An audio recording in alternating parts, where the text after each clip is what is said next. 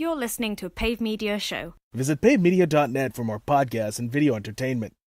So, John, what is the most stressful journey you've ever taken? Life. Has your life also been invaded by Gary Oldman? I feel like it has, but I feel like I kind of welcome that aspect, really. I mean, whose life hasn't been improved by a bit of a Gary Oldman invasion, you know? Sure. Sure, okay. But in terms of actual journeys, I mean, there was a time we were driving in Italy with my family and my mum started crying because I couldn't read a map. Because you couldn't read a map? Yeah, I couldn't read a map. We were lost and... When was this? How old were you? I was like 19. Okay. I was peak teenage grumpiness. And we were lost and Mum was like, John, just tell us which way to go. I was in the passenger seat. And I was like, I can't read maps. And then I kind of flung the map down. Not at her, just flung it on the ground because I was stressed out. And then she got really upset and started crying in the back of the car. And then I was like, oh, for God's sake.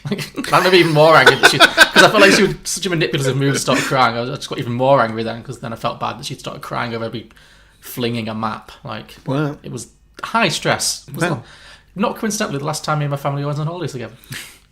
Not surprising, no. Can you read maps now? No. You didn't. No. You didn't think to learn. No, I'm not going to give her that satisfaction. Okay. So what do you do when you get lost? Well, I can read Google Maps. Okay. Other than that, I'm fucked. Sure. So GPS works when Yes. something says, "Here, this is where you are." Yeah, and even then, it's like, All right. Okay. Right. Well, you're never my GPS. I was never going to be. No. I mean, I think between us, you're bad at directions, I'm bad at driving. Yeah. There have been many occasions where somehow we've made it from A to B and no one knows how. True. Yeah, it is a miracle. It is a miracle.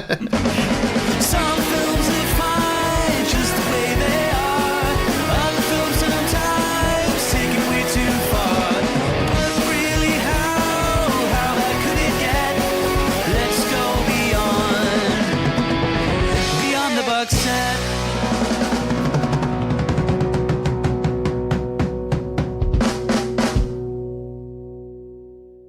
Welcome everybody to Beyond the Box Set, the podcast where we pitch prequels, sequels, and spin-offs to films that don't have any. I'm Harry, joining me as always is John. Hello. And today is the final episode of the Glenn Close season. We made it. We made it all the way through. Well, I mean, we've got to get to the end of the episode. We've got to first. this one, yeah. So what a season it's been. What a journey I've been taken on. Oh, yeah. And I've enjoyed every second of it. Would you liken it to being trapped on a plane full of Russian terrorists? I prefer the Russian terrorists, Really? I believe. Well, you know what? I don't care. Because I have had a great season. Well, you know what? That's what matters. Yeah, I have enjoyed all 4 of these movies thoroughly. Have you enjoyed recording episodes on them?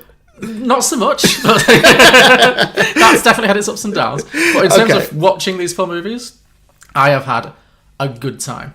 Okay, so catch the listeners up. Why did you do Glenn Close, just in case they didn't listen to the last few? Well, because we had a mini-season coming up and it was my turn to pick one. You chose the last one, which was films based on video games. I mean, kind of. We both chose it. We both chose it. We both chose it. You just couldn't think of anything, so I helped you out with it. So Sure. I thought it was fair to give you a choice on a season. Sure. And I thought, well, we've never done one on an actor before, where we just look at one actor's roles. And I thought, well, Glenn Close, at the time, it was just after the Oscars. She'd just lost her 7th Oscar in a row. And so I was like, well, you know, she's both very appreciated but also very underappreciated because she's been nominated 7 times, which is a lot, but she's also never won. So, you know, I thought, well, let's go through that journey. And at first I thought, let's do 4 of her Oscar-nominated performances. And then we did the first 2. And then I thought, you know what, this isn't going to work. This is not going to work for Harry. We can't do 4 serious... I mean, I was sceptical on this season when you pitched the idea to me of like, hey, let's do a Glenn Close season. Initially I was like, I don't really want to. I'd like to veto this. And then you're like, well, you know, 7 Oscar nominations, never winning. Like, she's a great actress. I think you'll appreciate her. I was like, well, I've not got a reason other than I don't want to. So let's do it. Well, you went into it with such positivity then. I'm shocked that it didn't work out for you. So yeah, Fatal Attraction was a thing. You enjoyed that one. I think now you've judged that harshly because Dangerous Liaisons wasn't your bag. I've definitely feeling better about Fatal Attraction now. Oh, good. Dangerous Liaisons, not sticking by that film even slightly. Fair enough. You legitimately disliked it, and that's a valid opinion. Yeah. That's fine. Mars Attacks, better. Yeah. Better. I don't know why I didn't really have an opinion on it. I can't explain it. I don't know. It was just like your kryptonite. You had neither positive nor negatives. You were just like, that was a film. Yeah. I don't get it. Okay. I don't know. And then this one, Air Force One, is today's episode. You know what? Really like this one. Oh, thank Christ. Thank Christ. Yeah, this was a good one. This was quite up my street. I'm glad. I'm so pleased. I was about to say, I was about to get even more defensive because, you know what, even if you hated this, I don't care because I fucking love this film. Yep. I watched this last night and I cannot remember the last time I hooted with delight so many times watching a film. This film is great. It has everything. Mm-hmm. It has everything you want in an action movie. There was no cliche left untouched in this film. Oh, sorry. I wasn't sure if that was the end of the sentence or not there. That was close. No, this movie had all it needed. Yes. I think my favourite part of the movie was right at the start when it's all in setup. Yeah. It's a solid quarter hour of setup in this at the start of this movie, and it's all fine. Yeah. You know, at that point it could go either way, whatever. But it's just the point where people are entering the plane, and then suddenly it's Gary Oldman and a load of clearly Eastern European looking sort of muscle. Yeah. I didn't know he was in this, but as soon as he's in it, it's like, oh, there's the villain. Yes. There they are. This is a classic Gary Oldman villain. He's got the accent, he's got the shouting. He's at 11 from start to finish, which is what you want from Gary Oldman in an action movie. Mm-hmm. What do I want? When Mother Russia becomes one great nation again. When the capitalists are dragged from the Kremlin and shot in the street. When our enemies run and hide in fear at the mention of our name, and America begs our forgiveness. On that great day of deliverance, you will know what I want.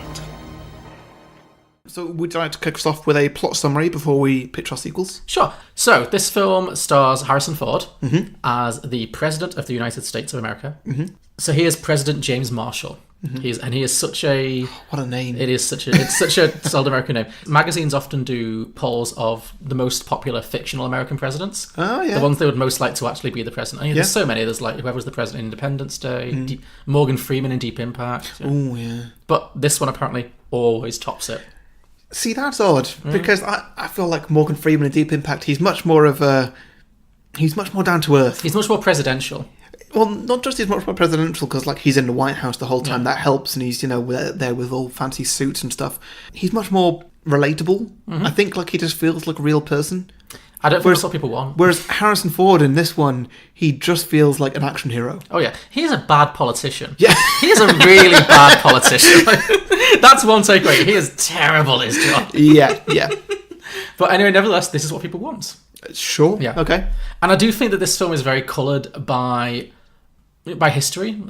I feel like whenever you first watch this film, whoever the president might be at that current time, and there's a few things that struck me, because I think when this film came out, Bill Clinton was the president. Okay. And it was he's not really an action kind of guy, but you can kind of see it. He was... Well, Clinton, yeah. Okay. I mean, he's decidedly not an action guy. Yeah, that's why I questioned it. Yeah, but I know, I could kind of see what they were thinking maybe. Okay, I guess he's, I don't know.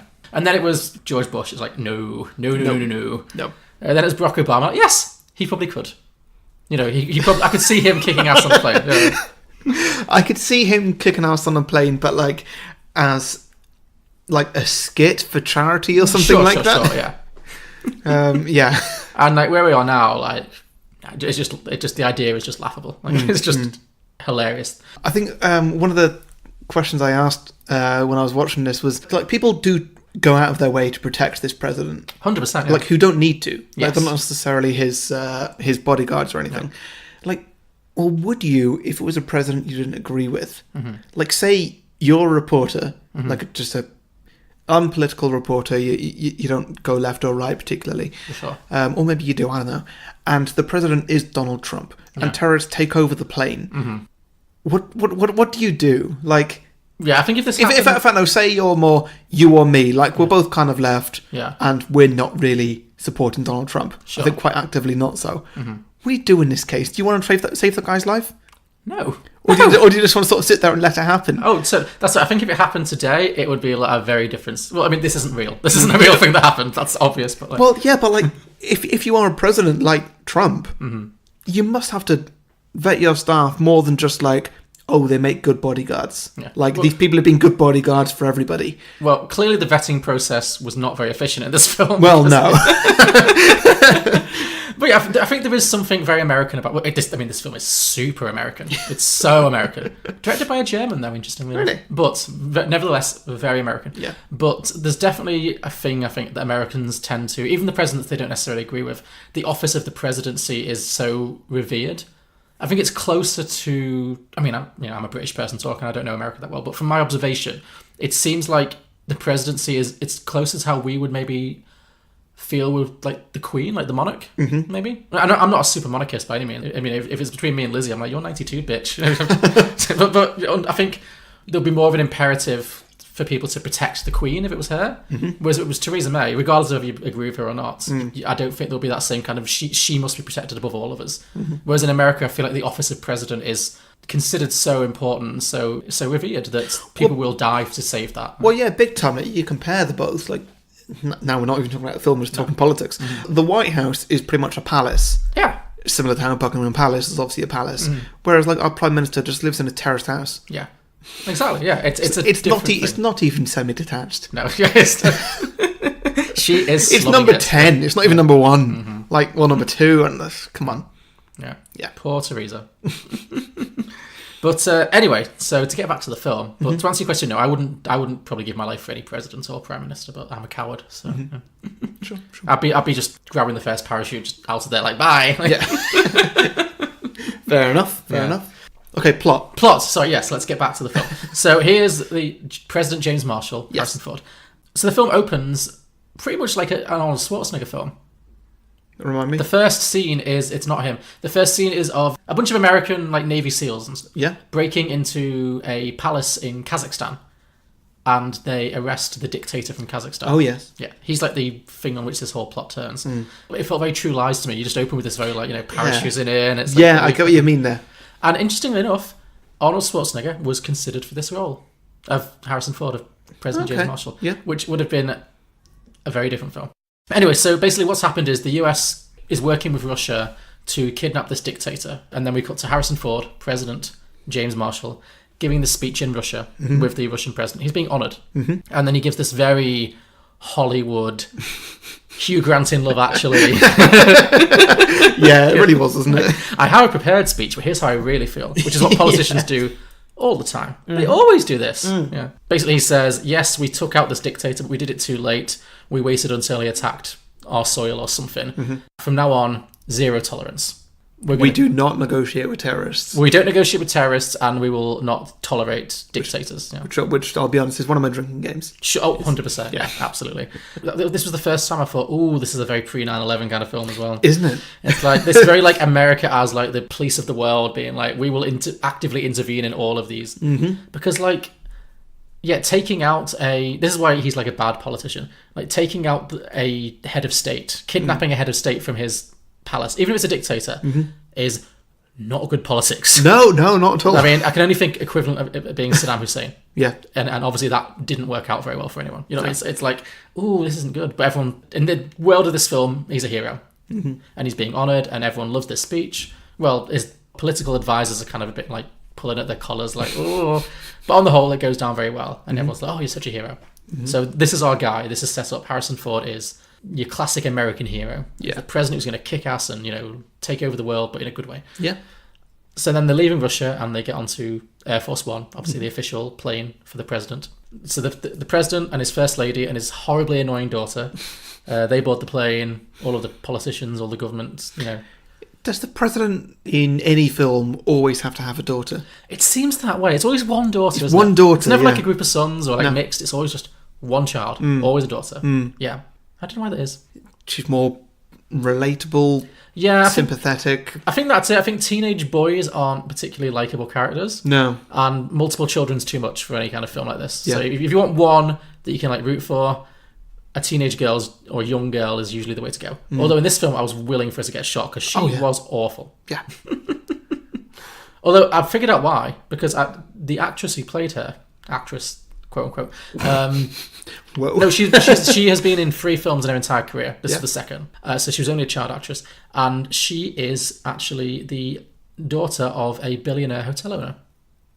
Not Donald Trump. Oh God! It's not Ivanka Trump. It's not a young, but it's like analogous to. Like it's the owner of Hyatt Hotel. I don't know, they're like one of the big hotel chains, Hyatt. So she is almost basically a princess.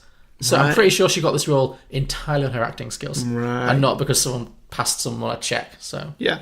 that's why she's in this movie essentially, rather than like an actual child actor. Like, if this had been like in True Lies, it's Eliza Dushku from Buffy the Vampire Slayer and other things, Yeah. and and Natalie Portman was in Mars Attacks. It was like a child star. You'd be like, oh, that's interesting. Hey, I don't know, Elizabeth Moss, what are you doing in this? But instead, it's just this complete nobody who can't act. Yeah. So, which she's not in it too much. Yeah. She gave one really good eye roll. That's the one thing I'll say for her. There's one scene where she eye rolls, and it's like again, it's the bad acting. Her entire face just kind of goes. It's like an eye roll mixed with a gurn. She's kind of. It's amazing. That's the only good thing she does, but she's awful. Oh, I love good eye roll. Yeah. Anyway, so they all board, and they're leaving Russia to fly back to America, presumably. And then we see, as you mentioned, Gary Oldman with his thick Russian accent, or Eastern European accent. Yeah, so him and his crew, they're boarding the plane pretending to be press. Yes. They've taken out some of the press, haven't they? They've Yeah, murdered there's- or kidnapped or something. Probably murdered, and somehow Gary Oldman's managed to graft his thumbprint onto the sky or Yeah, something. Like, yeah. Because he manages to he gets into the plane, Yeah. posing as a journalist. Which, sure, I guess that's the Yeah. plan, but... I mean, the whole thing that they say, some of the security back in Washington is saying, like, well, it's impossible to get guns on Air Force One. Like, it's literally impossible. You could just never do it. Yeah. Okay, but you can pretend to be someone else? Yeah. Is that possible?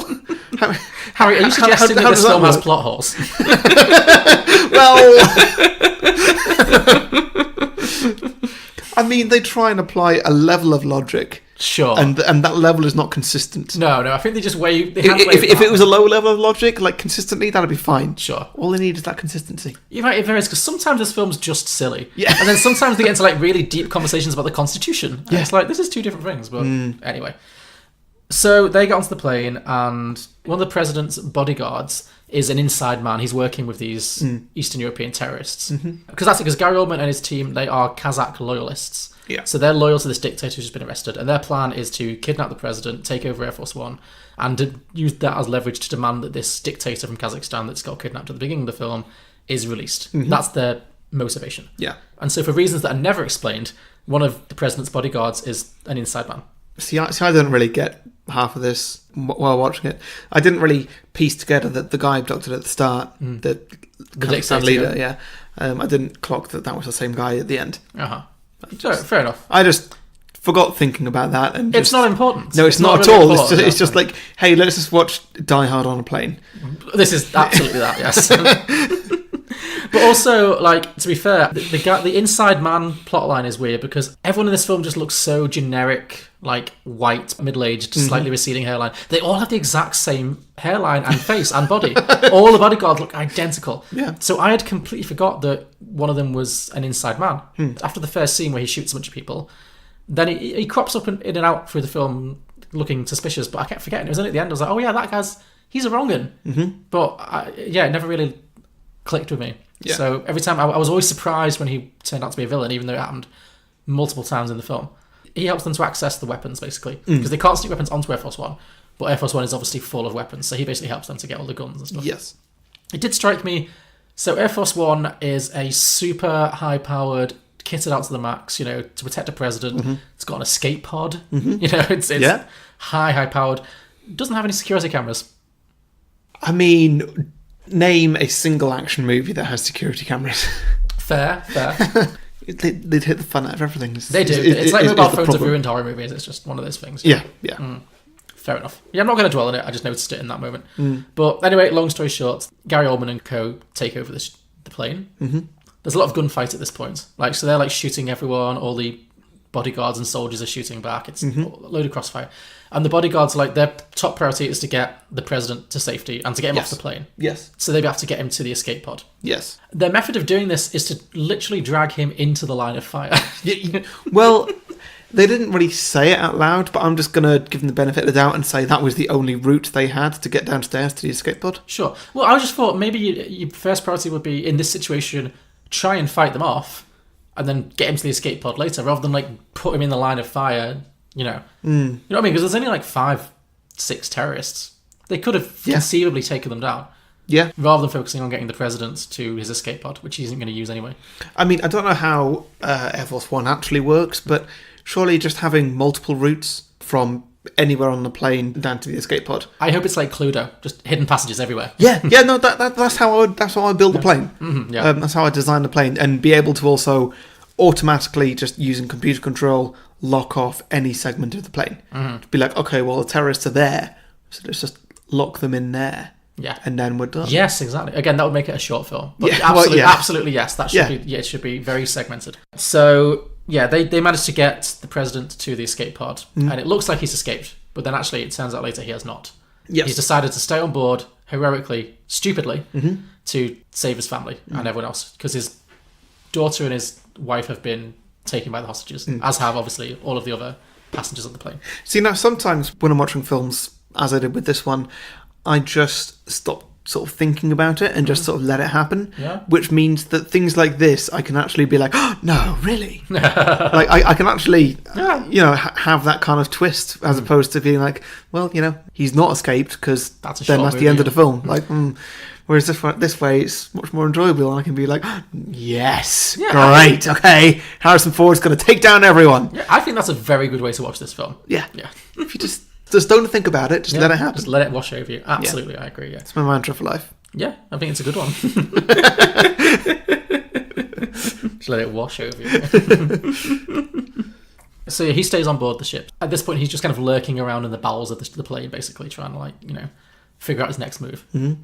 And this is when we get introduced to Glenn Close, who is obviously the reason we're doing this. She plays the vice president. Yep. Catherine something or other. Did you notice that she got an and credit in this? Did she? Yeah, because I was like... You know what? I never know what an and credit actually is. No, I think it's weird because I was watching the credits and it was obviously starring, Harrison Ford, and then it had all these other actors like William H. Macy. I think it's a kind of prestigious one. It's not like a bottom of the barrel No, one. it is, absolutely is. She got the prestige one, that's what I mean. Like, went through all of these actors, like the famous ones, the not so famous ones, the not famous ones. This is the opening credits, not the closing credits. And I kind of thought, oh, Glenn Close is really low down the list here. Why has she not been up yet? Have I missed her? And then it had and Glenn Close. I was like, oh, of course. She's the prestige one. She's like the one that, take this film seriously. Here's a multiple Oscar nominee. Yeah. I think she's in this to give this like some dramatic weight, because everyone else is like an action movie star or a no name. Like, I don't know why they didn't cast anyone as the first lady. Just some nobody. Yeah. Like, no offense to that woman, but I don't know who the hell she is. Wendy Crewson, she was called. Sure. Okay. Never seen her in anything else. Just because she was playing the first lady, which is quite a prestigious role. I was really distracted by just how crap her hair was. She had like her roots were showing, and it was really like, I don't know, it was too long. It looked like she looked more like she should be like selling woven baskets from a canal barge or something. She didn't look like the first lady of the United States. Sure. That was just an observation I had. Sure. Anyway, it doesn't matter. So Glenn Close is the vice president. So while Harrison Ford is location unknown, as far as they know, he's on the escape pod somewhere. Yeah. So that means she's ostensibly in charge. So there's lots of, in between all the action scenes, there's lots of scenes of her at the White House just kind of dealing with it, barking out commands and negotiating with Gary Oldman. So, yeah. I mean, there's not much to say about Glenn Close in this film, I don't think, performance-wise. No, her part is fine. Yeah. Really. It's really not that big a part. No. To be honest, she's just there. Yeah, she does what she needs to do. Yeah. The only thing I know about her performance in this is that she was supposed to have a scene where she started crying, and she was like, no, I'm not going to do that. And she 100% refused. She was like, I'm not going to be the first person to play a female vice president of the United States and cry. Yeah. That is not happening. Yeah. And to that I say, good for you, Glenn Close. Yeah, well done. Damn it. Nobody does this to the United States. The president will get back his baseball glove and play catch with this guy's balls. We can't do anything in half an hour. We need more time. He's a zealot, tough to negotiate with. All you can do is wear them down. Mr. Secretary! Mr. Secretary, sir.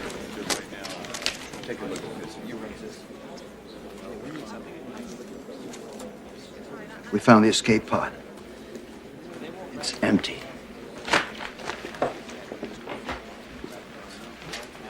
So where's the president? So Harrison Ford is, the first thing he tries to do is try to contact the White House. So he phones the White House where he lives, Yeah. and he doesn't know the number. Well, I mean, maybe it's a case of like he never has to. Like he always just says, "Oh, Janet, could you just let the people know back at the White House that I'm going to be home at 5 or whatever?" Maybe, but it's like, this is the 90s. Everybody, it's not like now you have a mobile phone. Like, everybody at least would know their own home number. It's not a case of his home number. It's kind of his work number, but also he's just, for security reasons, he wouldn't ever be, using the phone himself, I guess. I don't know. No, I'm not asking you to answer the question. I just thought it was funny that he just had no... That he literally didn't even phone like the White House switchboard. He literally phoned an operator and was like, operator, pump me through to the White House. Like, well, yeah, true. Yeah. I mean, that would never happen. They'd be like, no. That's surely. Like, yeah. But then we get a great, talk about one of my drinking games is drink for movie cliches. We get a great movie cliche here with the sassy receptionist who's completely unhelpful. She's like, who you say you are? The president? Oh yeah, and I'm the Queen of Sheba, buddy. Like, yeah. Yeah. It was just fantastic. White House switchboard, how may I direct your call? All right, listen carefully. This is an emergency call from Air Force One. This is the president. Connect me to the vice president, please. Who did you say is calling? This is the president. Yeah, right, and I'm the first lady. Don't cut me off. This is an emergency. Sir, the president doesn't call this particular phone number, so whoever you are, Trace get a the line. call. Follow your standard security procedure. And trace the goddamn call. Okay, sir. You want to make a federal case out of this? Fine by me.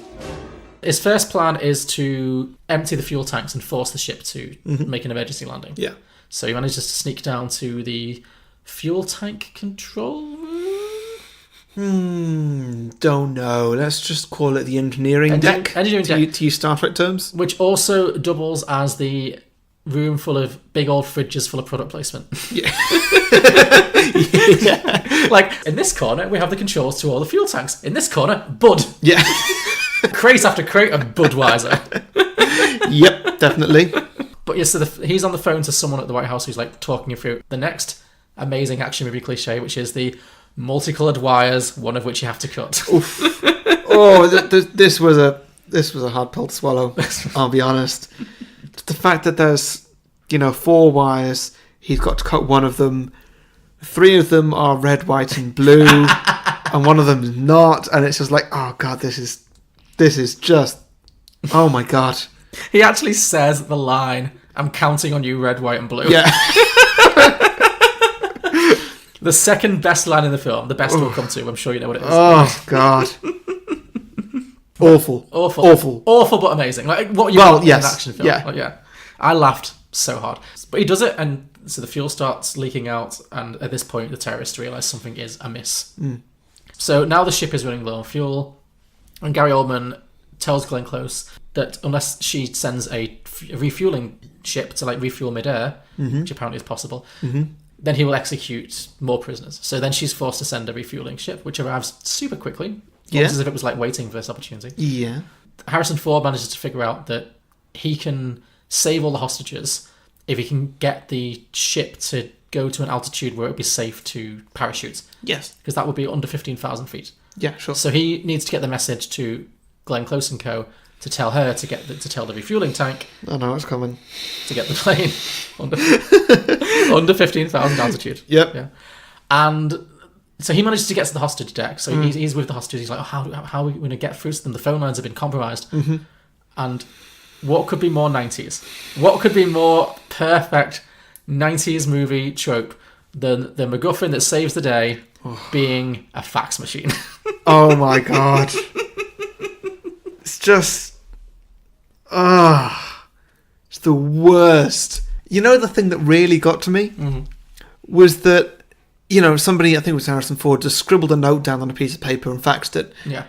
His handwriting was so bad. It was like my handwriting. It was awful. Like, you make this readable. You know what you're saying here. You know how important this is. This is your life and everybody else's life on the plane, along with, I guess, politics. Sure, yeah. Make your handwriting legible. Yeah. It's just like, help. Yeah. So they get the message and they manage to trick Gary Oldman. They say, okay, the refueling ship is here, but you need to drop to below 15,000 for it to be able to dock with you so you can refuel. And he falls for it, hook, line and sinker, and they manage to parachute most of the hostages out through the back of the ship, I guess. Yeah. Which did make me wonder, like, where are they going to land? I do not know. Somewhere... They're flying to Kazakhstan. I think they're flying from Kazakhstan, but yeah, I guess they're going to land in not the right place, essentially. But the thing is, they're off the plane. They're off the plane. And the American Air Force can just pick them up. Sure. And it may take a while for, that to all happen and everything. I want to see that movie. What, of like just Lost? Of just all these random people who've parachuted out of a plane, people who have probably never parachuted before, never done skydive before. Oh, 100%, yeah. Was it dark? It was pitch black. It was middle of the night, yeah. Okay, it was middle of the night, great. So they're all going to have their own separate injuries as they land. Because I doubt that landing with a parachute is as simple as just landing from jumping off a sofa. Oh, no. Well, first of all, you need to make sure you're going to land on a designated area, like, a field with grass. Like, they could land in the sea. Yep. They could land in trees. Yep. They could land on a house. Yep. Anything. Yep. The likelihood of them landing safely is minimal. Yes. Minimal. Yes, very much so. And then from there, there's the whole survival thing. If they land in the sea, obvious survival dead, stuff there. Like, if they land in a country that's not that politically sound, then they may well get taken hostage. Mm-hmm. Yeah, there's all kinds of shit that could go wrong, really. Yeah. You're right, that would be a great... That is, yeah. It's No, not the no, no. sequel I pitched, but it's the sequel I want. Actually, no. That wouldn't be a great movie or TV show. It would be a movie or TV show. Yes, it would be. It's a concept. It is a concept. It might be not quite as good as Lost. Get Air Force One on the line. This is Vice President Bennett. We're listening. I now hold hostage the President of the United States of America. Soon we shall enter the sovereign airspace of Kazakhstan. You will cease your military escort at the border. If you violate our airspace, I will execute a member of the first family. Tell our fighters to back off. So he managed to get most of the prisoners out. Yep. But obviously at this point, they've blown the cover. So before he can escape, Gary Oldman and co kind of come and capture him. Yeah. And then they basically force him to call the president of Russia and tell the president of Russia to release the dictator from Kazakhstan. Yeah. And the president of Russia is like, sure. Which would absolutely happen. It's incredibly politically, this thing is going to ruin your career and probably get you killed. But the American president said so, so sure. Yeah. Absolutely. No, yeah. it makes sense, it's fine. Totally, yeah. So he does that, and then the dictator from Kazakhstan gets released, and there's a whole scene of him being released from prison, and he's marching down the prison, like, gangways and stuff, and all the other prisoners are singing this, like, big Russian, or Soviet, song, and it's all very, like, Les Miserables, like, Yeah, that's what it's like, John. Well, I was thinking of, like, what's that song from Les Miserables where they're all just like, we will march and we will rise again, and I don't know. I should remember, but I don't. Yeah. Anyway, but it's funny because hear the people that's the one. Yeah. No. That's the one I was thinking of. Yeah. Forgot the words. Do you hear the people sing? Sure. It's like that, yeah. but in Russian and about communism. I don't know. But the funny thing is, somehow they can all hear this on the plane. That's good music. Les Mis is good music. I hate that film so much. Yeah. Really, in my bottom 5 films I've ever seen in my life. Okay. I was like clawing at my chair with boredom. All Like, right. think you in Dangerous Liaisons. That's me with Les Mis. Okay, that's noted. Utterly hated it. Yeah. Whose film is it next week? I'll have things to say. It's got Eddie Redmayne and Anne Hathaway and so much that I don't like in that film. Like, Oh, great. yeah. Anyway, that's another episode. Next week is not a punishment episode for you. Thank God. Where was I? So yeah, but there's this whole thing where the dictators walk in through the prison, or the Russians are singing this big Russian song, and somehow they can hear it on Air Force One. Yeah. Why? Like, what? How are they piping that in? I don't know. Gary Oldman hacked into the prison or something, and He's like, listen, can you hear it? He's like gloating over it. well, I guess that they've got CCTV or at least microphones in that prison, Yeah. but Which not they on don't plane. have on this plane. Yeah. Yeah. I don't know. Oh, it's funny. Anyway, so this dictator's being released. It's an international catastrophe. But then Harrison Ford manages to break his chains. He's got like a bit of glass behind. Of course he does. Cliche number. Not chains, but Sorry, not chains. He's like tied with like binds some or tape or some whatever, yeah. tape, duct tape or something. Yeah. Yeah. And action movie cliche number 17. He's got a bit of glass and he manages to, behind his back, and he cuts himself free. There's a whole punch up. Some nameless security guard does a slow-mo jump and takes a bullet for him. Cliche number 18. Yep. Yeah, so he manages to take control of the plane. Gary Oldman kidnaps the First Lady, runs to the parachute place again, starts just throwing parachutes out the back of the plane just to make sure no one can escape. There's another whole fight. So then Gary Oldman gets the fabulous death scene. A great villain death, where he gets his neck broken by a parachute. So Harrison Ford wraps the parachute cord around his neck, then deploys the parachute, utters the immortal line, "Get off my plane." yeah. Best line of the film. Best line of the film. And then Gary Oldman has his neck broken, and you get that great shot of his parachute just floating down with his dead body, just like, Yep. Great. And then the film has another half hour. Yeah. It's like, wow, this film isn't even over. This film has like 20 minutes left. Yeah. The villain is dead, but then they have to get off the plane. Mm-hmm. So now all the terrorists are dead, apart from Inside Man, who's still lurking around somewhere. Oh, yeah. Now Harrison Ford is basically in charge of the plane. Him and William H. Macy, who's also in this movie, but there's not much to say about him. He's just there. They're kind of piloting the plane. So what's going on at this point? Is it they've run out of fuel, or is the plane damaged? I forget. Both. So they're running out of fuel.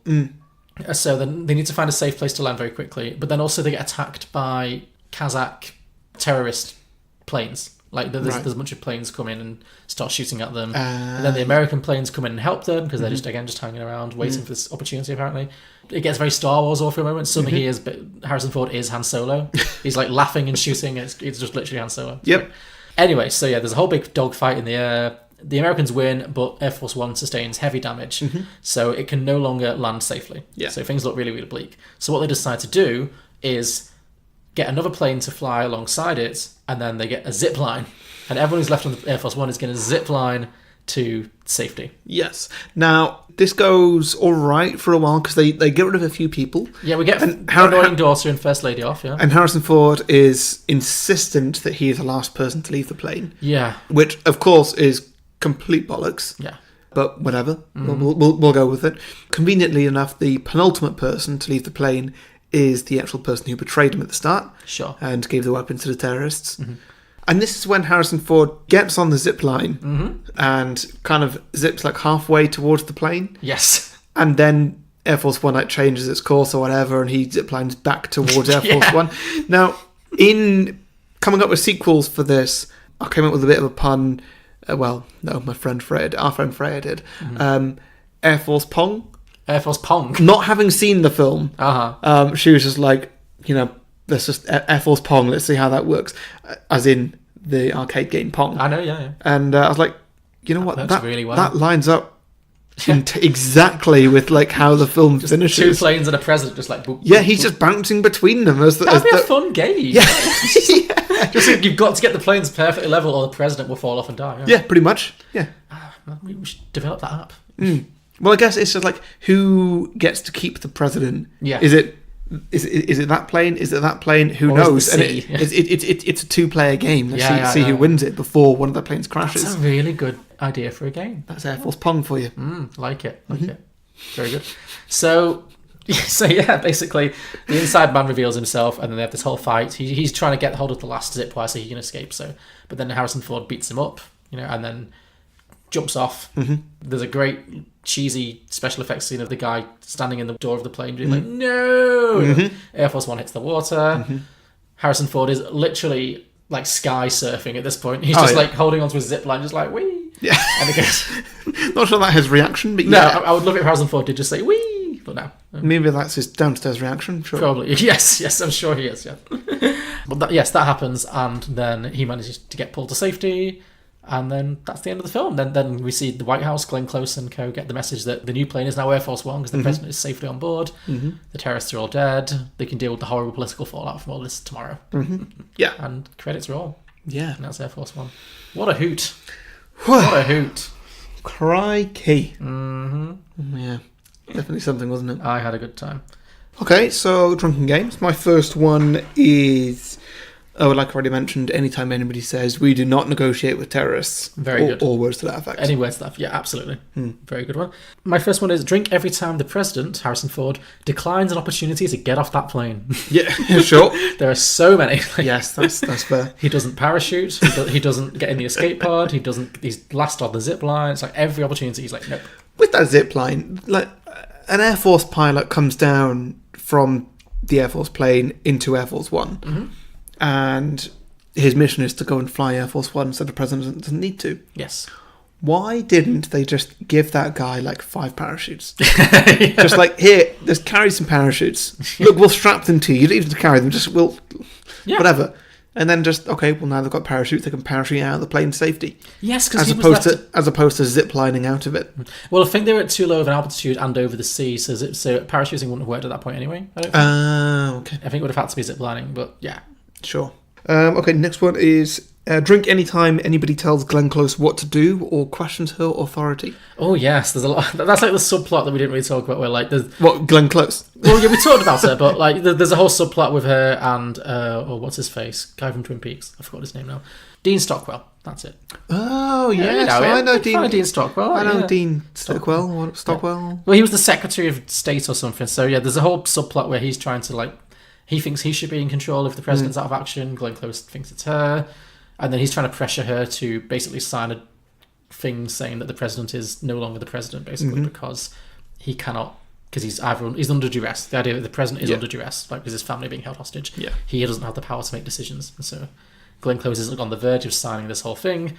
Then ultimately she's like, no. She has no reason not to, but she's like, no, I can't do it, I just can't do it. And then at the end of the film, obviously, when it all goes well, you just see Glenn Close kind of roll back in his seat and sigh and rip up the contract. And then it's like, good for you, Glenn Close. You knew your place. Like, I mean, she didn't. She should have signed the document, but she also... probably should, yeah. But also, Dean Stockwell, why would he be in charge? She's the vice president. That's literally the point of being vice president. Yes. Well, I think the thing is, I don't know the American system that well, but I think vice president is quite a ceremonial role. It's not actually one that's got a lot. I know most of this from House of Cards, to be honest. The vice president doesn't do much. The vice president only becomes important if the president dies or is incapacitated in this way. But otherwise, I think like this secretary of the military, whatever Dean Stockwell's role was, I think would have actually taken precedent in this situation unless the president actually died. So I think there was just a constitutional thing of like it being, because he's not dead, obviously, but they don't know where he is initially or what condition he's in. It's unclear which of them should be calling the shots. So I think that's the point of it, really. But, you know. Okay. Well, it's not important. Doesn't seem sensible. No, not really. Well, a lot of things about American politics don't seem sensible. So yeah sure. Well, that leads to my next one, which is drink for bad politics. Drink every time someone makes a disastrous political decision that will, in the real world, would probably cause World War III. I mean, is that not highly subjective? It is subjective, absolutely. I don't mean bad politics as in things I don't agree with morally, though. I mean like stuff like kidnapping a head of state from another country. Not a good idea. Yep. Shooting that head of state in a prison. Terrible, terrible idea. You know, negotiating with terrorists. Really bad idea. Like, a lot of people make really bad political decisions in this film. Yeah, so just drink for those. Sure, yeah. I am saying drink anytime anybody says Air Force One. Oh, that's good, yeah. Fair few. Yeah, absolutely, yeah. Drink every time anyone salutes.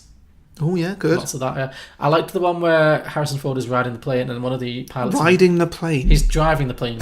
Driving? Riding? Flying. Flying the plane. He's flying the plane. I mean, I'm just imagining Harrison Ford just, like, straddling the plane, like, on top of the plane. I don't know. I feel like he's got a whip in his hand. He's, like whipping it. He's got a cowboy hat on. And... Wow, he's painted quite a picture here, actually. Why would you ride a plane? Well, yeah, fair, yeah. Like Sharon's turned out sign video, just striding the cannon, just riding the plane. Sure, you've gone further than I can reference. Fair enough. Yeah, but there's a scene where he's flying the plane, and there's one of the pilots from the American, like the little dogfighters, it's when he tells him that they can't land safely, and it's a bit of shit, what next moment? And then he says, Mr. President, and he goes, yeah, you did a really good job. And then they look at each other and like salute. I was like, how can you see him? I mean, planes have got side windows. Sure, but like, there must be a fair distance. I don't know. I just thought it was funny. Silhouettes? Maybe, I don't know. I'm no expert. Never mind. I've seen Top Gun, that's it. Great. Okay, drink any time anybody dies. Was there a standout death for you?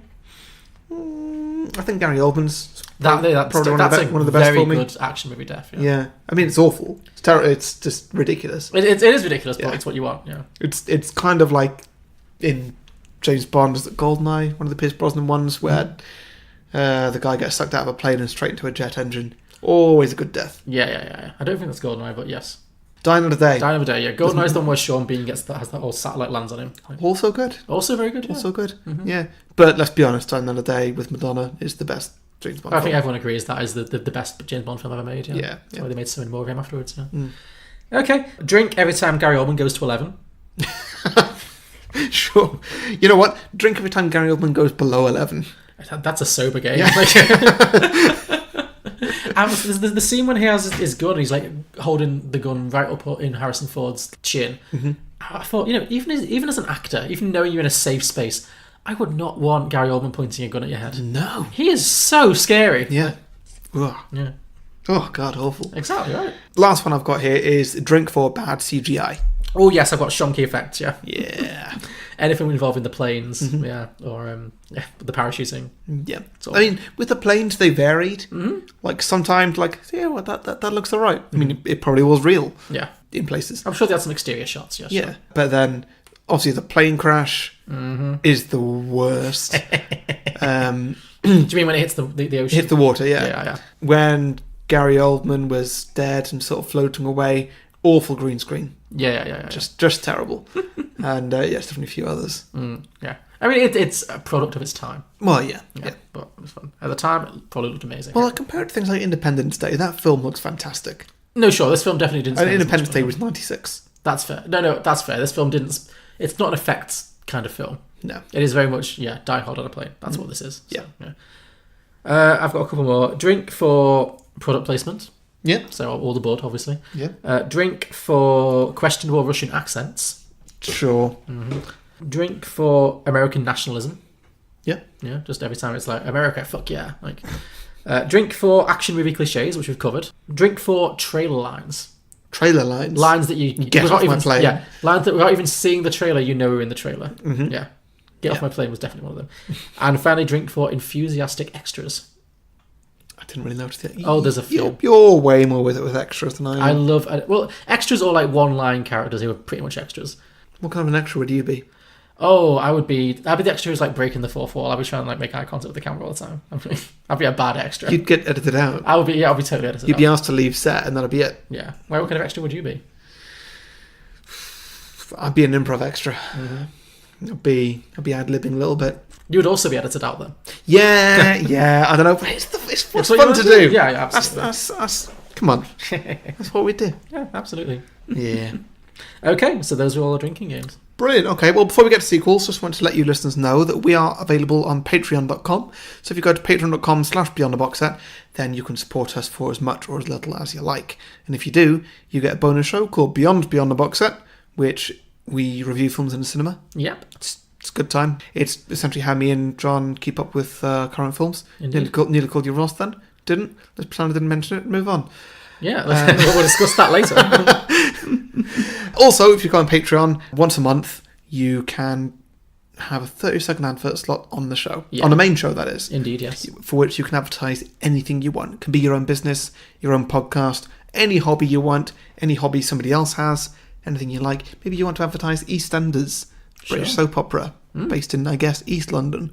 Yeah. Have you ever seen it? I mean, I've seen individual episodes. I've not really been... You got a favourite? No, not at all. I'm not a soap person. Okay. Never really liked a soap. I heard there was an episode where a train crashed in through the pub. Probably. I mean, that sounds... I think it was a Christmas special. It sounds so Christmassy. Well, yeah. Well, there was one of Emmerdale, another soap opera, where a helicopter crashed into a mansion. Like, that's the kind of thing I get. Yeah. Great. I'll tune in for that, but Yeah. on a general basis, I'm not really a soap kind of guy. Well, if anybody would like to watch EastEnders, go to bbc.com/EastEnders. Are we getting sponsored by the BBC now? No, I'm just advertising random shit. Okay, sure, yeah. Well, if you're a patron, I'll advertise your random shit. Yeah, whatever it may be. You tell me what it needs to be. I will talk for about 30 seconds, or you can do so yourself. And finally, once a month, we pick a Patreon to come on the show, or to pick a film for us to come on the show if you want. And yeah, just talk about your favourite film, or your least favourite film, or whatever you want us to talk about. Part of this crazy podcast that we do. Yeah. It's a good time. Yeah. So all that is available at patreon.com/beyondtheboxset. We'd appreciate any donation you want to make, because it makes it all more worthwhile for us. Definitely. We're not just doing this for fun, you know. We can afford more cinema tickets, and what else do we buy? Beer? Beer, yeah, more cinema tickets. Yeah. Food? Yeah. The occasional subscription? Yeah. It's getting boring now. Let's see, Alex. What do you think of Jaws, which is at 97% Rotten Tomatoes? I find it to be anti-shark propaganda. What do you feel about the Entourage movie, which is at a meager 33%? I think they finally got Hollywood right. How about It Follows, 97%? Worse than your parents giving you the sex is evil talk. How do you feel about Juno, which is at 94%? That would be a movie that celebrates a teenage homewrecker. How about Bewitched at 25%? Best television adaptation ever put to film. How do you feel about American Hustle at a towering 93%? Overwrought awards bait. Righteous Kill, 19%. The movie that Michael Mann wishes he had made when he created Heat. Sounds about right. I'm Julio. I'm Alex, and we are the Contrarians. As you can tell, our thing is that we rage against the Rotten Tomatoes machine, regardless of what we really feel. Find us on Apple Podcasts, SoundCloud, Stitcher, TuneIn, Facebook, Twitter, we're everywhere.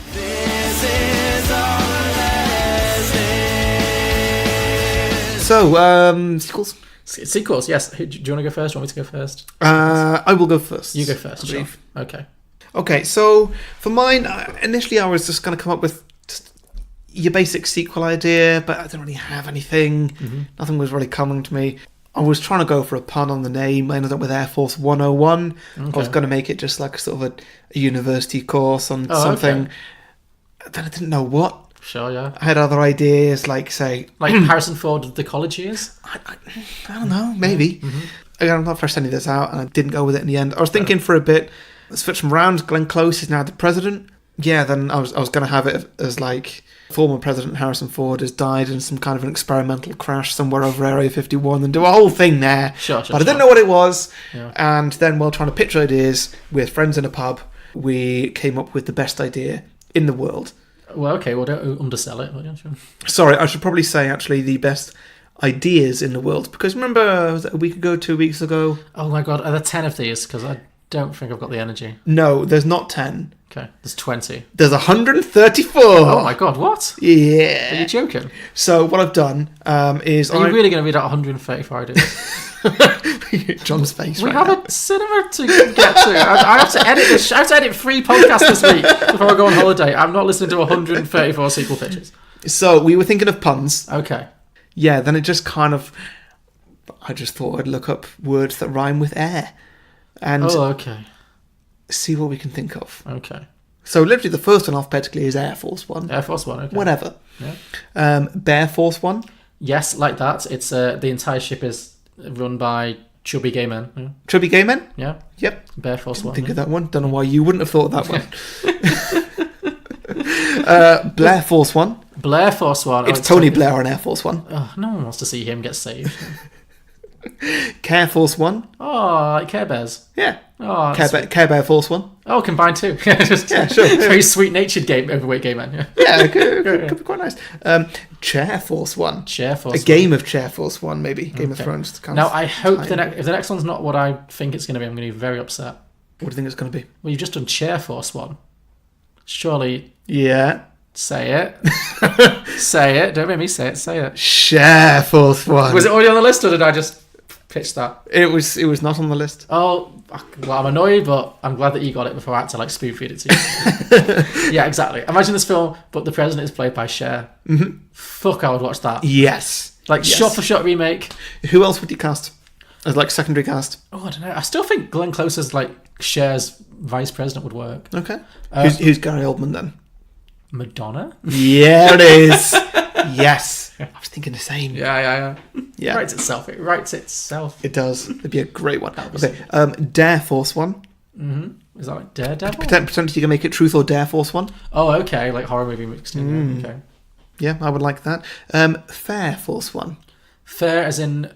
It could be fair as in the opposite of unfair. Yeah. Or it could be fair as in like where a merry-go-round is. Well, I like that better. Like the president is, for some reason... It's the president's own merry-go-round. Yeah. Like the entire film with terrorists hijacking, how are they going to get off hostages, but it's all on a carousel, just very slowly going around in circles. Yep. And the president's scared of just moving fast or something. Yes. So we can't just jump off. Yes. Perfect. I would watch that. Yeah, I like it. Okay. Flare Force One. Well, that sounds sassy. Yep. Flare is in 70s disco pants? Or? Absolutely. Yeah. 100%. Okay, yeah, it's a disco take on it. Yeah, you've got disco balls, you've got 70s artists. Name one. The Bee Gees. There we go. That's what I was thinking. Yeah. John Travolta, 70s John Travolta's in it. It's Oh, is he the president? He could be, yeah. President with flair. President with flair, yeah. Mm-hmm. You've got the tagline and everything. Mm-hmm. Glare Force One. Oh, is that just... The pilot forgot his sunglasses. Oh dear. No, flying east. It's not working. Yikes. Hair Force One. Mm-hmm. It's just a TV show based in a president's barbershop. Sure, yeah. Mm. Gossip and other stuff. Or just everyone's got a big afro. Yeah, sure. Yeah. Either or. Yeah. Either or, yeah. No, you said you had 134 of these. If you actually just had 26, then that's fine. Where are we going after you get to I'm skipping over a few of these. Okay, you're getting to the good. Okay, fine. Let's just do it alphabetically. Oh, by the way, I've not written these. I've gone to rhymer.com and just words that rhyme with hair. Okay, fine. There are 134 on this website. Oh, okay, fine. We're currently halfway through the one-syllable words. Oh, God, okay. Well, you can you can pick and choose afterwards, John. You can pick and choose. Mare Force One. Now I'm going to extend that. Nightmare Force One. Oh, mare as in female horse. I mean, that's not what I was going for, but sure. Well, it was, couldn't hear if you said mare or mare. As in, I said mare, Mare. Yeah, so female horse. Okay. Yeah, make it like Black Beauty. Same film, but it's like an animal Pixar-y kind of thing. Yeah. They're all horses, yeah. That could totally work. Yeah. Pear Force One. What do you think of that? Pear Force One. I feel like there's something there, but I don't know what. There's 2 planes. Oh. Or the plane has gone pear-shaped. Yeah, I was thinking that maybe it's like a weird Pixar concept thing where they're all fruit and veg. Do you know where that goes? Like, what was that film we did? Sausage Party. Sausage Party, yeah. Maybe, or it's like Pear Force One, and then people can't see me cupping my breasts, but like it's like a softcore porny kind of version. Like, sure, I like that. Yeah, I prefer that to Sausage Party. Sure, yeah. It's not a sentence I expected to be saying. No. Rare Force One. What would that one be? Set in a steakhouse. Sure, works for me. Yeah. Spare Force One. Okay, I like that. It's the backup plane. I like that. It's also the backup president. Yeah, yes. I like that a lot. That's like the vice president gets into a pickle. Yeah. Yep. Yeah, that's good. It's a comedy. Yeah. Yeah. That's got like Seth Rogen in it or something. No, that's starring Glenn Close, surely. Starring, yeah, but I don't know. I like it more as a spoof, like a Will Ferrell kind of thing. But sure, maybe. Yeah, no, that works. Okay, Square Force One. I think it's before they realised what shape flies better, plane-wise. Yeah, I was thinking squares and everyone's really lame and nerdy. That too, yeah. Stair Force One. They're all really old and can't get upstairs. Yep. You guessed it. Actually, can Stair Force One be they're all really old and can't get up the stairs, so it all takes place on like a Stanner stair lift? Yep. Sure. Just flinging old people off things. Let's see. Tear Force One, is there anything there? Sounds painful. Yeah. Last one in the one-syllable ones. Were Force One. Oh, werewolves. Oh, fantastic. Yes. It's they're flying. The president is flying overseas. You know, on Air Force One. Full moon. Turns out somebody on the plane is a werewolf. Mm-hmm. So werewolves have infiltrated Air Force One. It's like Snakes on a Plane, but better. Oh, that would be fantastic. I want to watch that film right now. That would be really good. That would be an amazing horror film. Yeah. Oh, such confined space. Yeah. Werewolves, zombies, vampires, anything. Yeah. Oh my god, that'd be great. Mm-hmm. Best idea so far. Okay, so now we're into the 2-syllable words. Oh god. Let's speed it up. Come on, Affair Force One. Oh, okay. It's a sexy... Oh, that would be a good one for Bill Clinton. So Bill's on the plane. Yeah, he's getting a blowy from Monica. He's got the first missus. Yeah. And he's got blowy... First missus? Blowy Monica, or whatever you just called her as well. First missus and blowy Monica. Wow. Well, they're both on board, and it's kind of like he's trying to hide that it's happening. But, yes. Yeah, I like it. Mm-hmm. Armchair Force One. Seems like another good one for old people. Yep. Big time. Compare Force One. The president has to try and find the cheapest flight. The cheapest car insurance. Yeah, it's Harrison Ford and the meerkats. Yeah, sure. Those meerkats are Russian. Yes! There we go. Give them an actual role in a film. The villains. Make Sergei the Gary Oldman villain. Compare Force One. Yeah. Oh my god. Actually. Oh, that works too well. Okay. Daycare Force One. Oh, they're all babies. The boss baby. Yeah. Yes. Yeah. A baby with the voice of Harrison Ford. Yes. Yeah. And Gary Oldman? And Gary Oldman, of course. Yeah. Despair Force One. Oh, it's just like black and white, really depressing with like French music over the background. Yep. Eclair Force One. Oh, yeah. Again, everyone's really fat. Yeah. Yep. Footwear Force One. Oh. So the president has to directed by Quentin Tarantino. Yeah, sure. Just like lots of feet, yeah. Oh no, I don't like it. Hardware Force One. Oh, okay, it's all DIY stuff. Yeah. That sounds like something Schwarzenegger will be in. Like, yeah. Oh no, I feel like it's more of a Jason Statham or The Rock kind of thing. Like he's a hardware salesman. Oh, okay, sure. But then he has to go and protect the president. Oh, okay, yeah. Maybe. Oh, I know. So a humble hardware salesman, played by Jason Statham, gets a commission to reinstall some panel flooring on Air Force One, but because of scheduling, he has to do it mid-air. And the terrorists invade, and he's the only person who can save the day. Yes. There it is. With just a hammer, a nail, and a dream. Yep. Well, that's one hell of a tagline. Yeah. Okay, you'll like this next one. Knitwear Force One. Oh, yep. Again, lots of old people. Okay, actually, this next one you're probably going to like even more. Menswear Force One. Menswear Force One. Nice. Yeah. So, is it just the same film, but everyone's just in Speedos? Sure. Yeah. Why not? I mean, is that menswear or is that just like underwear?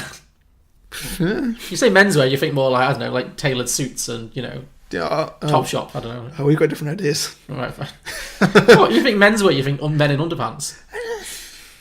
I don't know. Telling, but sure. Sportswear Force One. See, that sounds more like underwear. It does, doesn't it? Yeah. Okay, Tupperware Force One. A very genteel film about a Tupperware party that goes horribly wrong in the air. Yeah. I like this next one. Unfair Force One. No, it's so unfair. Yeah, no, that's the one where the president has 3 teenage sons. Yeah. Rather than 1 teenage daughter. Yeah. Let's see. Welfare Force One. Ooh, yeah. Directed by Ken Loach. It's something very like political and. Yeah. Okay, on to the 3-syllable. Oh my God. There's not many left. Okay. Again, you can edit whatever you want. I'm sure I will. Yes. Aftercare Force One. Oh, that's depressing. Like the president's got a terminal illness or something. Like, Anywhere Force One. Anywhere Force One. Oh, the navigation's shot and they don't know where they are. They're like in the Bermuda Triangle or something. I like it. Questionnaire Force One. Ooh. No one's sure on what it is that they're doing, so they're trying to work it out. Yeah. Maybe the terrorists, rather than asking them to release a Kazakh dictator, just make them solve a series of riddles. Yeah. Yep, that works. Solitaire Force One. Everyone's bored and they've gone out solitaire on their computer. Yeah, most terrorist situations are probably quite boring. There's a lot of sitting around waiting. So that's just the hostage room, just all the hostages like in between executions, just like playing solitaire. Unaware Force One. Somebody doesn't even know they're in the toilet the whole time. Exactly. Yeah, makes sense. Now we're into the 4-syllable ones, of which there's only 2. Oh, good, thank God. There's Okay. only 2. Concessionaire Force I One. have no idea what that word is. Me neither. Enamelware. Enamelware. Enamel's like what's on your teeth, right? Sure. Is it enamel? It's what's on a president's teeth. Oh, okay. Enamelware Force One. Maybe it's a Pixar animation about the president's teeth. Yeah, or maybe it's about the presidential dentist who's also on the plane and Also good. Better. has to reattach his filling in the middle of a terrorist incident. It's very high stakes. Yeah. And then the final one, which is a 5-syllable rhyme, dear God. is a multi-millionaire Force One, which is a person who feels really good about themselves, but given that the president, as we established, is a billionaire Force One, either it's multi-millionaire, they're not quite as good. He's feeling a little bit, yeah. Yeah. So it's a bit of an argument between the two, seeing who's best. Oh, so maybe that's Donald Trump then. Maybe like Donald Trump is the bad guy. He's the terrorist because he's only a millionaire. He's so jealous that the president is a billionaire, but he's only a multi-millionaire. So, yeah. Okay. Yeah, so that was a lot of that. fun. Okay. We learned a lot of good work. I think we improved our Scrabble game tenfold. I'm glad you had the energy for that. Yeah. As lazy, I can't be asked writing a sequel. Things for you go. That was pretty good.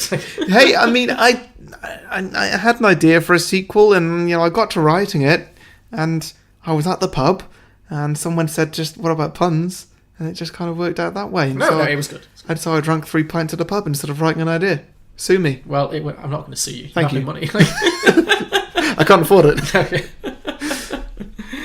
Cool. What do you got for me? Is it less than 134 ideas?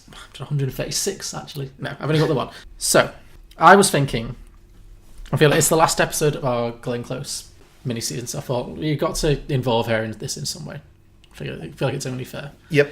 So, I was also thinking about this film. Like this film takes a very silly view of like American politics and like the president. It's like a lot of high action capers, and it just kind of reminded me a little bit of House of Cards. Okay. Ever so slightly. Sure. I mean, not in the action sense. But yeah, not a lot, but not a lot. But it put that in mind. I was like, I'll go with it. What if this was something that was happening to like Claire Underwood? So my pitch is this sequel is actually the next season of House of Cards. Okay. Which is obviously never going to happen, but because I also was thinking, God, why has Glenn Close never been in House of Cards? She would be perfect in House of Cards. Imagine her and Robin Wright just like going toe to toe. Yeah, that would be a good time. Yeah. So my pitch is basically the next season of House of Cards. It could be a Netflix season, or it could be a film that's like a film spin-off of the season. Could work either way. This probably works more as a film. Yeah. But anyway, the basic premise is that Air Force One happened in the House of Cards universe and vice versa. So, obviously it just happened 20 years previously. Okay. So we pick up in the present day, or whatever the timeline is shortly after the end of the last season of House of Cards, which for those who didn't watch, obviously Kevin Spacey was killed off screen because things. And it ended after a whole mini season of silliness. Very, very silly. With Robin Wright's character, Claire Underwood, she became the President of the United States. That's kind of where it ended. Yeah. So this film picks up a short time afterwards. She is still the president. She's managed to see off all of the nonsense that was happening to her at the end of that season. She is still the president of the United States. And there's an election coming up, because there's always an election coming up on House of Cards. And her new opponent is former Vice President Catherine Bennett, a.k.a. Glenn Close. Nice. So she's playing the same character. Obviously, she has served under Harrison Ford, President James Campbell, or whatever his name was, and he's obviously long since retired. Yeah. And now she's making a run for the presidency. Yeah. So it's modern day Glenn Close. She's older. She's very authoritative. It's a big role for her. So yeah, I thought the idea of those two kind of campaigning against each other, I thought would be really entertaining in that very House of Cards way, where there's lots of scheming and backdoor dealing and stuff. Also, I think Harrison Ford should be in it. So he's going to pop up as like the retired former president. So he's going to be like the wise old schemer who helps Glenn Close to kind of strategize against Claire Underwood. Yeah. So on the campaign trail, they're both positioning themselves as being very like pro-military, because they're trying to win votes. So this is Glenn Close and Robin Wright. So they're both kind of trying to suck up to the military to kind of gain votes and make themselves look as like the most patriotic. So as a publicity stunt, they hold one of the most important televised debates of the election cycle on board the USS Iowa, which is apparently, according to Google, the most powerful ship in the US Navy. I don't know. Apparently this boat has like nuclear capabilities. It's like armoured up to fuck. It's like the #1 battleship in America. Right, sure. Yeah. So basically they both agree to hold one of the TV debates of the election cycle on board the USS Iowa, just to showcase the fact that they're like pro-military people. Yeah. So they're doing that, streaming on live television, and wouldn't you know it, in the middle of the debate, the ship is seized by Russian terrorists. Okay. I mean, it could be from somewhere else, but I just went with Russian because it's the easiest one to do that is the least one to lean into racism. If you could say they're like Iraqi or Chinese or whatever, it just immediately, Russians all good. Yeah. Russians are a safe bet for this kind of thing for now. Yeah. It's hilarious enough. It's kind of come back around, I feel like if you watch action movies from the past like 20 years, there's like cycles. Sometimes they're all like Muslims, sometimes they're all Russian, sometimes they're all Chinese. It really goes around. But yeah. I feel like we're in a Russian phase right now. So sure. Yeah, if you say so. Just the vibe I'm getting from current cinema and stuff. Anyway. There is a lot of British going around. Also British is good because that doesn't offend anybody because we don't care. Yeah. We have our own problems. It could be the Brits. They could get actually that'd be even funnier if it got hijacked by like terrorist Brits. Yeah, it's like a post-Brexit thing. I don't know. Britain's really gone to the dogs. Yep, I like that. So yeah, it's British terrorists. Actually, that's a lot better. So the Brits want something.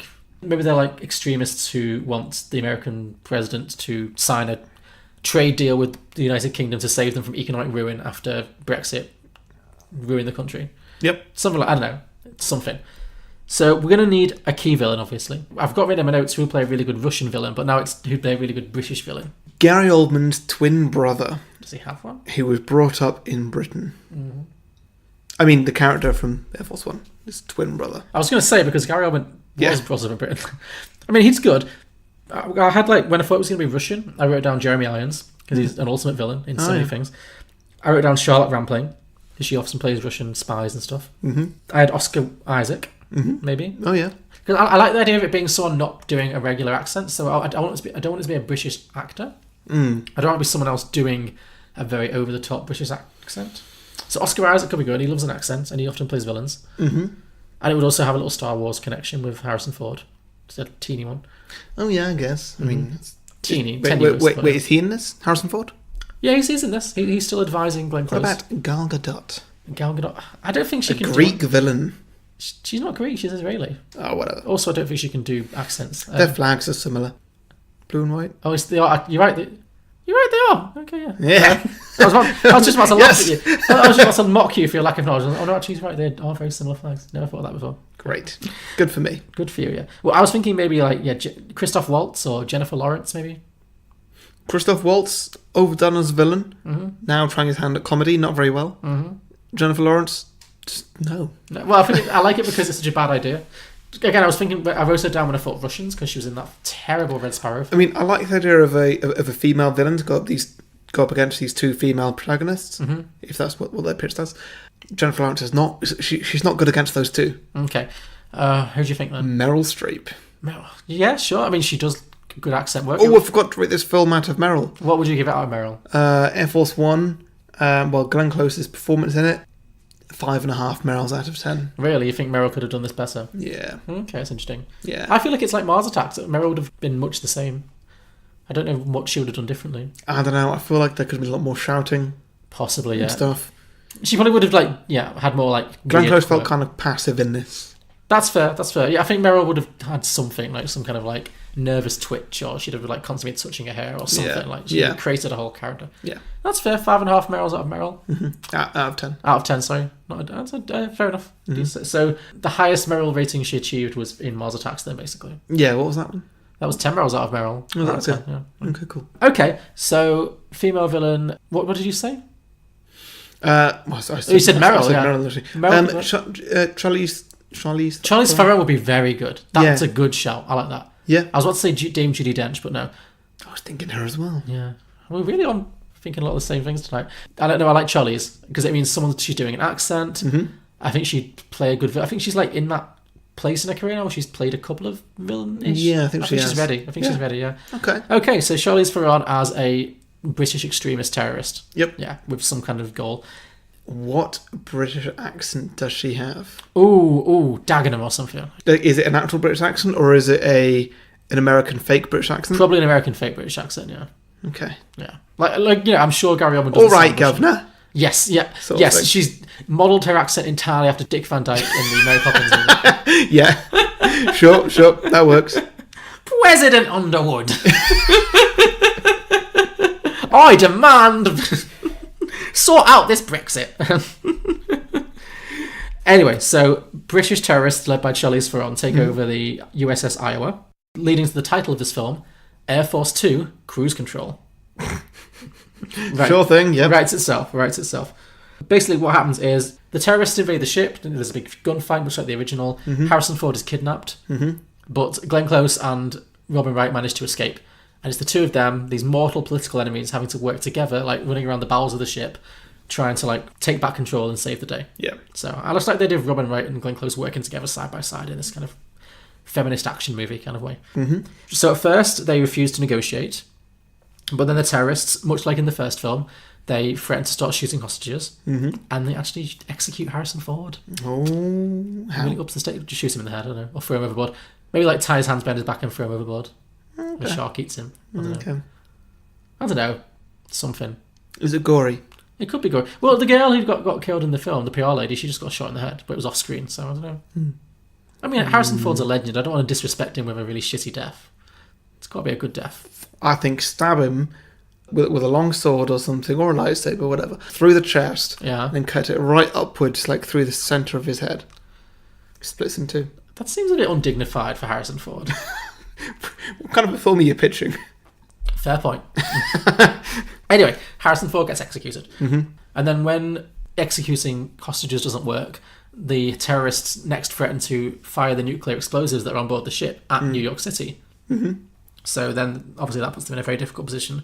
So Glenn Close and Robin Wright, they manage to get down to the bowels of the ship and they disable the ship's navigation system, meaning the terrorists can no longer steer the ship or target any of their cities. So now the ship is just sailing in one direction at high speed and nobody can turn its starboard or port or anything or fire any weapons. So now they're just floating through the sea, and then the next thing they do is they manage to rescue some hostages and basically take back control of the ship. And much like the original film, I'm speeding through it, but basically they get rid of all the terrorists, kill Charlize Theron, jobs are good. Yeah. However, they cannot get control of the steering back. Once the terrorist British threat has been neutralised, they realise that they can't take control of the ship back again. The damage they did to the steering system is irreparable.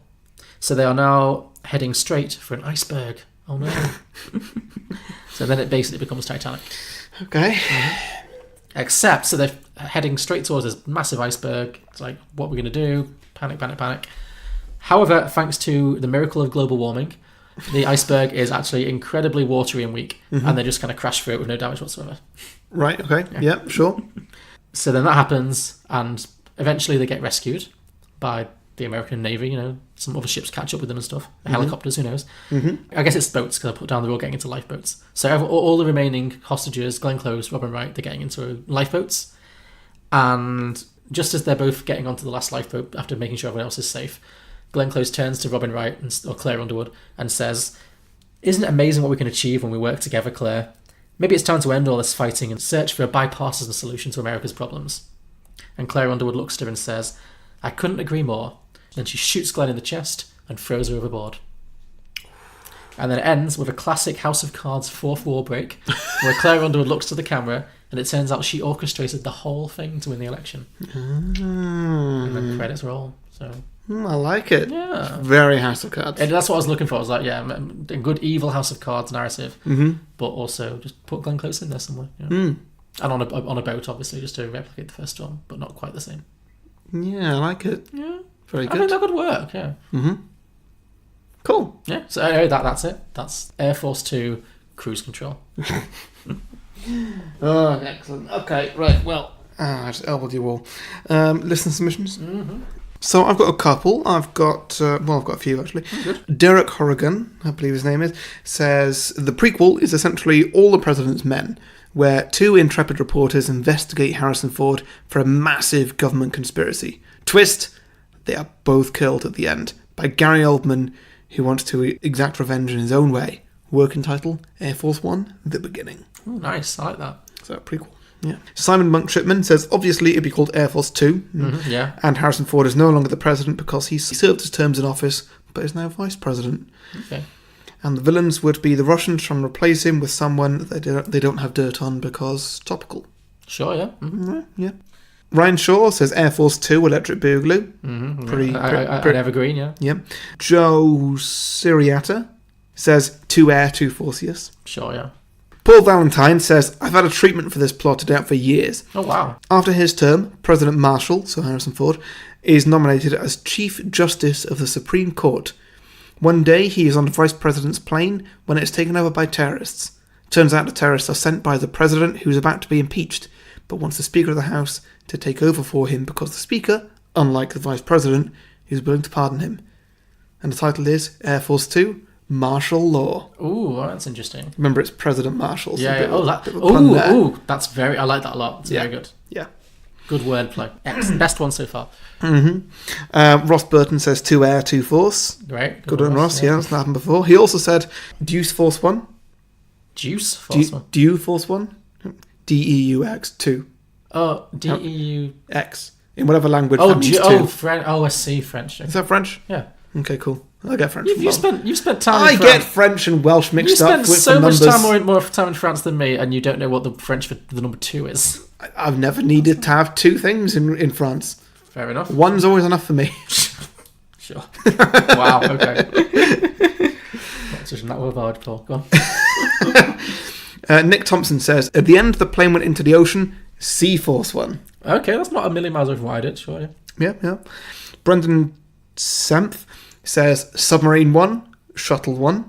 Have it take place on a different vessel each time. Doesn't matter. Just have Harrison Ford kick terrorist ass and save the day. Great. Like Land Rover 1. Great. Tractor 1. Sledge 1. Oh, Christmas special. Love it. Yeah. Slave Force 1. It's Santa Claus. Oh, yes. We got a Space Force 1 in there as well. Douglas Bennett Greenwood says, isn't Die Hard just on a plane? Yeah. Well, yes. And Brian Moman says, I always treated this as a spiritual sequel to the Jack Ryan movies. John, have you seen the Jack Ryan movies? I've not. When did they come out? I know they've done a recent one with John Krasinski. I don't know when the originals came out. They did do that John Krasinski one. Was it a TV show rather than a movie? I don't know. I don't know anything about the the John Jack Ryan Krasinski movies. one's a TV show? I think so. I don't know anything about the Jack Ryan movies. Yeah, me neither. So maybe it's an American thing. Yeah. Again, you're editing this, right? Yeah, sure. Cool. I'll leave in the good ones. Yeah. So I have a few as well. Isaiah Hand said Land Force 1. So I guess, yeah, same on the land. Oh, Isaiah Hand also said Con Air Force 1. Oh, yes. Good. The president has to break out of Sky Jail to clear his own name. Sky Jail? Yeah. Actually, Mike Carey then put forward an alternative Con Air Force 1 suggestion. Due to budget cuts, Air Force 1 has to transport convicts along with the president. And it works fine until something goes wrong. I like that even better. Yep. That's good. Yep, that's really good. Ryan Kleemer said Air Force Once. The president falls in love with a struggling Irish musician. Have you seen that film once? No. Falling slowly. No. Aaron Wells said Air Force One at the beginning. George Washington, the first ever American president. Horse has a British stowaway. The saddle isn't big enough for both of them. Yep. Very good. Yeah. Kurt Spindler said Air Force One, Trump administration. When the president's plane is hijacked, everyone just kind of says, let's just see how this plays out. That's my point. That was your, yeah. Probably what would happen. I'd love it if that was like a news headline or something. Yeah, president kidnapped. Response, let's just see how this plays out. Joe Herman said President Bugs Bunny in Air Force One.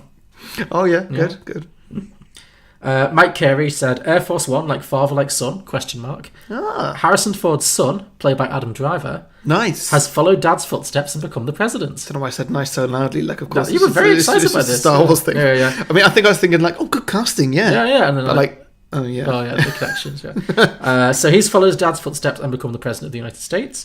Air Force One gets taken over by terrorists, but after meeting them, James Marshall Jr., the Adam Driver character, thinks the terrorists raised some good points. Yep, very good. Very good. Over on Twitter, Cinema Recall at cinema_recall said, in the sequel, Harrison Ford hijacks Air Force One in mid-flight and fights everyone in the Trump administration. There's been lots of these anti-Trump ones. Yep. Which, fair enough. Including the press secretary, Rudy Giuliani, and he teams up with, what's her face? That very popular socialist, Alexandra Cortez lady. We're British, we don't follow this. Teams up with her, throws Donald Trump off the plane. Yep. Fine. Lovely. Rollercoaster of Thoughts at ROT Tweets said Air Force 2, same thing but 2 planes. Nice. Yeah, that could work, yeah. Yep. President on one, vice president on the other. So, yeah. Something like that, yeah. Maybe there's a zip wire between them, they play Pong with the president. Yeah, hey, that's ours. They can stay away from that. Yeah. That's our moneymaker. That's our Dragon's Den thing. Blokebusters at Blokebusters said Air Farce One, the same events, but instead of Harrison Ford, it's Alec Baldwin playing the president. Nice. That's good, you know. Nice. Yes. He's exactly the same as his SNL character. I'm guessing you've seen that when he plays Donald Trump. I've not actually, no. He plays Donald Trump all the time on American TV, like as a spoof. Yeah. And things definitely do not go well at all. So is it Alec Baldwin playing Donald Trump, Yeah, playing president? I think that's the idea. Although I like it better if he's playing like Jack Donaghy. Yeah, like that. That's fantastic. Somehow become president. That's actually better. But either works. And finally, at Aussie Nerds Pod said, this exact same movie, but it's Star Wars and he's Han. Which, yeah. Yep, that works for me. Basically, that is this movie in many ways. But yeah. Sure. So, yeah, those are our sequel ideas for Air Force One. If you have any sequel ideas for Air Force One or any films we've done in the past, please let us know. We are Beyond the Box Set. You can find us at beyondtheboxset.com. Our podcast is available at all good podcasting platforms, including iTunes, Spotify, Stitcher, Google Play. You name it, we're on it. If we're not on it, let us know. We will get on it. You can also find us on Patreon at patreon.com/beyondtheboxset. On Facebook, Instagram, and Twitter, just search Beyond the Box Set or at Beyond the Box Set on Twitter. And we have exclusive merchandise available on tpublic.com. Again, just search Beyond the Box Set. And finally, we are proud members of the Pave Media Podcasting Network. So look up that at pavemedia.net to find out how you can get connected with other podcasters and grow your audience. Great stuff. Yeah. So, Harry, that week is the end of that. the closed season. You survived. It is closed. Yeah, we are closing the book. Glenn closed. Close, yeah. For good. For good, for now. I mean, I'm sure we'll touch her again at some point, but yeah, not specifically. Yeah, we'll do other films that she's in, but not on a... We'll see what happens. We'll see what happens, yeah. We'll see what happens. Yeah. Okay. Well... Hey, all I can say is you've dodged some bullets. It has been... When I first drew up this list, I had Albert Nobbs, I had The Wife Again, I had all these films that you would have hated compared to this. Albert Nobbs? Albert Nobbs was on my list. What on earth is that? I don't want to know. It sounds awful. I don't think you would have liked it. No. My God. Whew. It's Glenn Close playing a transgendered man in the Victorian era. I mean, there's pros and cons to that. No, it's not a very good film. Okay, great. If you think it's a good film. No, it's really not. Wow. Okay, well, anyway, so obviously I've hated this season with a passion, for which I'm not gonna retaliate by trying to punish John. Thank you. Because I don't think that would be a good way for us to go, because then that's just going to be a back and forth it's battle. It's just going to become a war of attrition, which is just not going to be fun for anybody. No, that'll be the end of the podcast, I think. Yeah, so there's going to be no more episodes of me particularly trying to punish John, at least not upcoming, and there's not going to be any entire seasons of such. So I thought that given on this season, I've been like, well, Glenn Close, she's all right. Well, she's not all right, whatever. She's a poor man's Meryl. We're going to hit some Meryl, are we? We're going to have a bit of Meryl episode next. I thought that's only fair. No, sure. I mean, I think that's a good transition point. Yeah. You've picked your Meryl Streep kind of actor. I picked mine. Yeah, yours is just Meryl Streep. Yeah, so this next episode, we're going to be doing a film I've seen maybe once or twice, but what I remember being one of my favourite Meryl Streep films, which is The Devil Wears Prada. Yay! That's the opposite of punishing me. Great. Well, earlier this episode, you said you didn't like Anne Hathaway. Oh, that's true, but she's okay in this. Okay, sure. Okay. Yeah. Oh, good choice. I'm happy. Yeah, good. Okay, I think this is going to be a good time. Yeah, I'm happy with that choice. I'm looking forward to this. Same. Okay. Yeah, great. Oh, what a relief. Yeah. I don't know where you were going to go. Well, I could have done Into the Woods or something, but I didn't really want to. And then for you, it's very James Corden heavy. Yeah. So Yeah. No. You're a bigger man than I am. Yeah. No. Devil Wears Prada. It's going to be a good time. I'm excited for that. Yeah. Good. Yeah. Cool. Thank you. Great. Well, join us next week for The Devil Wears Prada. Yeah. I guess that's been on your list for a while. It has been. Yeah, I've never found the time, but I think you picked the perfect time for it. So yeah. Cool. Great. Well, see you next week, guys. Lovely. Thank you for listening, everyone. See you next time. Bye. Bye.